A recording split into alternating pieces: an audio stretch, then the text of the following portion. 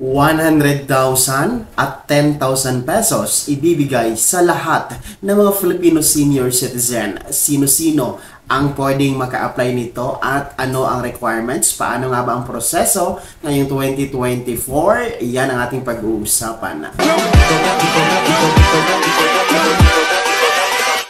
Hold up.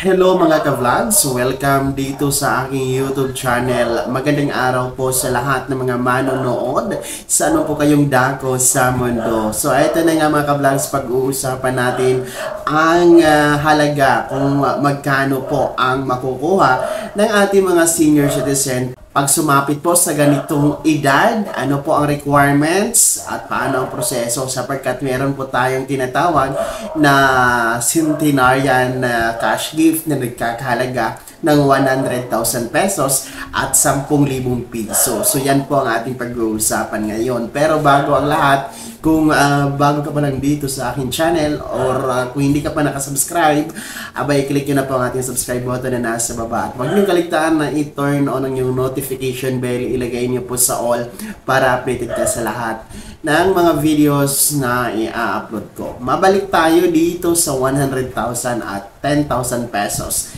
na cash gift sa lahat ng mga Filipino senior citizen. Paano nga ba ito i-apply? So ito po ang tinatawag natin mga ka-vlogs no, na 100,000 at 10,000 pesos ay nakabase po ito sa Expanded Centenarian Act of 2016, kung saan po ay sinasabi ng batas na bibigyan ng centenarian cash gift na nagkakahalaga ng 100,000 pesos ang mga Filipino senior citizen na tutungtong po sa 100 years old. Yes, tumataginting na 100,000 pesos. Maliban po dyan ay makakatanggapin po siya ng letter of felicitation or ito po yung sulat ng pagbati mula po sa Pangulo ng Pilipinas. So, letter of felicitation and the cash gift worth 100,000 pesos. And maliban pa dyan, yung mga LGU po ay meron pong hiwalay na binibigay na cash gift.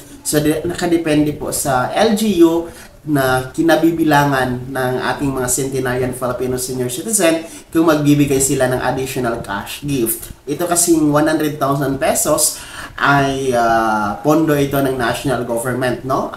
Sa ilalim po ng DSWD. And ito namang Centenarian Act of 2016, no, ay for 100 years old ito. Pero may mga mababatas tayo na nirevisa itong panukalang ito, no, itong batas na ito, at meron pong tinatawag na Expanded Centenarian Act, no, of 2016. Ito po yung revision ng 100,000 pesos for 100 years old. So ang nangyayari po dito sa Expanded Centenarian Act ay meron pong early cash gift, no, advance cash gift for senior citizen na 80 years old, 85 years old, 90 years old at 95 years old. So hindi naman po kasi lahat na aabot sa 100 years old, kaya naman po ay minabuti ng ating mga mambabatas na gumawa ng panukala. Ito nga ay nagiging batas na mga ka-vlogs, no, na naglalayong magbigay ng advance cash gift na nagkakahalaga ng 10,000 pesos. Please take note na itong 10,000 pesos for 80 years old, 85, 90 at 95 years old lang.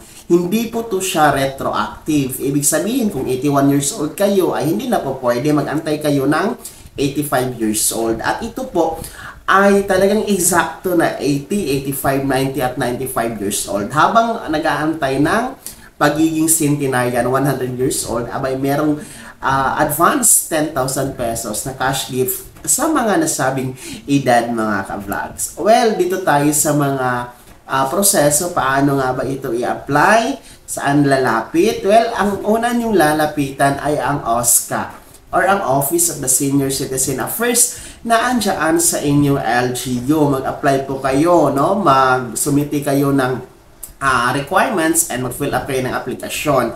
And si Oscar naman, magre-report yan siya sa LGU and magre-report din siya sa DSWD, particular sa Regional DSWD Field Office na andyan po sa inyong city or municipality or sa probinsya nyo mga ka-vlogs. And pag dating po sa DSWD, no, yung aplikasyon nyo, ay magkakaroon po yan ng evaluation. Ibig sabihin po ay i-verify ng DSWD yung inyong aplikasyon, magkakaroon po ng investigation, magkakaroon ng evaluation, clarification, no? Kung talaga bang nagiging or umabot tayo sa 100 years old, 80 years old, 85, 90, and 95 years old.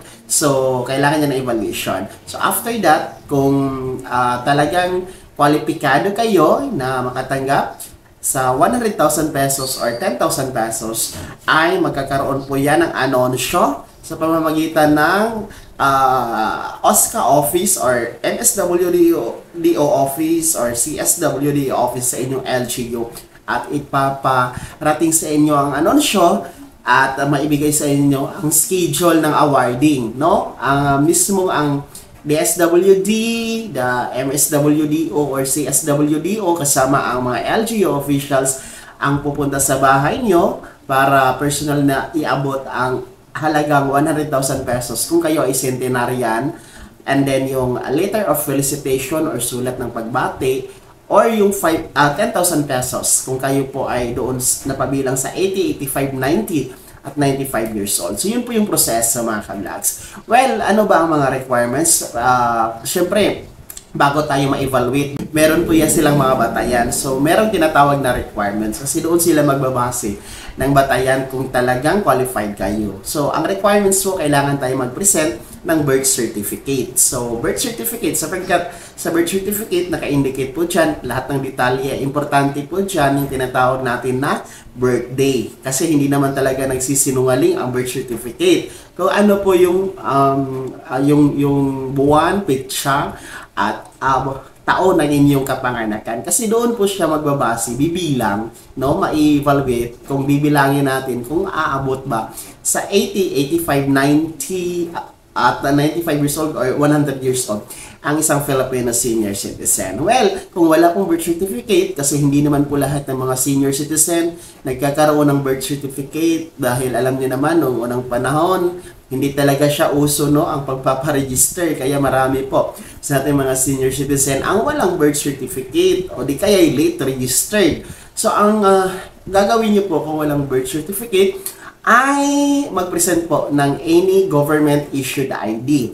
So, kagaya po ng senior citizen. Of course, kung senior citizen tayo, ay meron talaga tayong senior citizen ID issued by the OSCA office. So, sa senior citizen, nakalagay po dyan ang birthday niyo. So, pwede po yan or pwede din po tayo mag-present ng Philippine passport, driver's license, postal ID, SSS UMID ID, or iba pang government-issued ID na meron po nakalagay na yung birthday niyo mga ka-vlogs, no? Pwede din po national ID. So, any government-issued ID, pwede pong i-present. Well, yun lang naman po mga ka-vlogs, no? Actually, birth certificate, no? Either birth certificate or one valid ID lamang ang kailangan mga ka-vlogs. So, legit po ito kasi marami naman po ang nakatanggap na ng centenarian cash gift na worth 100,000 pesos. No, nationwide po yan mga ka-vlogs. Kasi marami kasi nagtatanong sa akin sa mga comment section, nagtatanong sa Facebook page kung legit ba siya. Yes, legit po. Pero kailangan nyo talagang i-apply.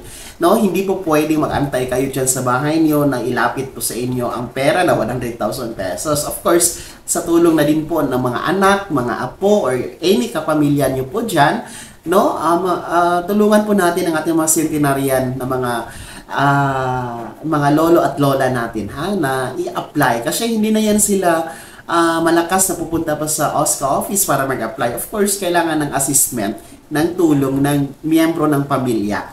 At tulungan po natin. Doon naman po sa tinatawag natin na advance cash gift na 10,000 pesos. Sa ngayon po, hindi pa siya hindi pa siya implemented, no? Kasi wala pang pondo ang DSWD sapagkat ngayong taon lang ito naging batas, mga vlogs, naging aprobado, pinirmahan ng Pangulong Marcos. I think month of March or April pa lang, no? Naging batas ito. And ito nga ay hopefully, I think, no, sasama na ito sa national budget for 2025. And possible talaga next year, no? Next year pa ito mai-implement itong 10,000 pesos na advance cash gift na under po sa Expanded Centenarian Act, mga ka-vlogs, for 80 years old, 85, 90 at 95 years old. So, yun ang update natin regarding dito sa mga cash gift na ito na for our Filipino senior citizen, mga ka-vlog. So, i-apply natin ito, no? Kunin natin kasi benepisyo ito sa pagiging senior citizen. You are lucky, no? Maswerte po ang mga umabot sa mga edad na yan. Kaya naman po, kunin nyo ang benepisyo na yan.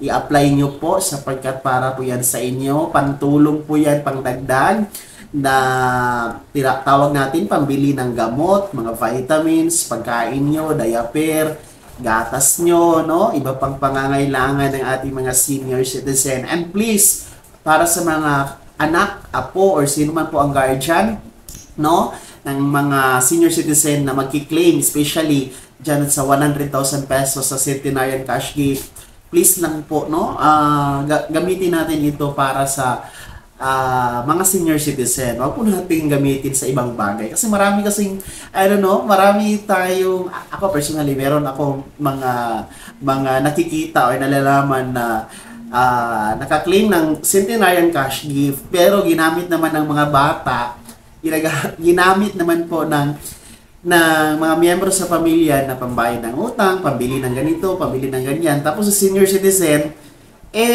kawawa. Kasi ultimo gatas hindi nabilhan. So, wag naman pong ganun. Kasi para yan sa mga senior citizen. Of course, pwede natin gamitin yan. Pero wag namang 100% talaga na kunin nyo lahat. Wala nang natira sa senior citizen, no? Wag po tayong ganun. Kasi sa mga huling sandali ng ating mga senior citizen dito sa mundo ay dapat lang po na arugain natin, ipadama ang pagmamahal. Of course, ibigay po natin lahat ng benepisyo na karapat-dapat po sa kanila na isinasaad po ng ating saligang batas. So, yun po, ang pag-apply dito sa Centenarian Cash Gift na 100,000 pesos and advance cash gift na 10,000 pesos. Sana naging gabay ang video na to kahit paano nabigyan tayo ng idea, bagong kaalaman, at napaabot natin sa inyo ang mga bagay-bagay, mga karapatan sa pagiging senior citizen. Bago ako magtapos sa video na to, kung nais na po sumuporta sa aking channel, ayan po ang ating super thanks button na nasa baba. At sa mga nais maging miyembro, join button po, nasa baba pa rin, mga ka-vlogs. Kung hindi ka pa nakasubscribe dito sa aking YouTube channel, maaari nyo nang i-click ang ating subscribe button na nasa baba. Huwag yung kaligtaan na i-turn on yung notification bell. Ilagay nyo po sa all para updated ka sa lahat ng mga videos na i-upload ko. Maaari mo ding i-like ang video na to. Kung meron ka pang mga katanungan, maaari nyo i-komento sa comment section na nasa baba. At paki-follow na din po yung aking official Facebook page na nasa screen niyo. Muli po, ako si Daniel Timpawa na nagsasabing dito sa aking YouTube channel, Pawang Katotohanan, at lahat totoo lamang.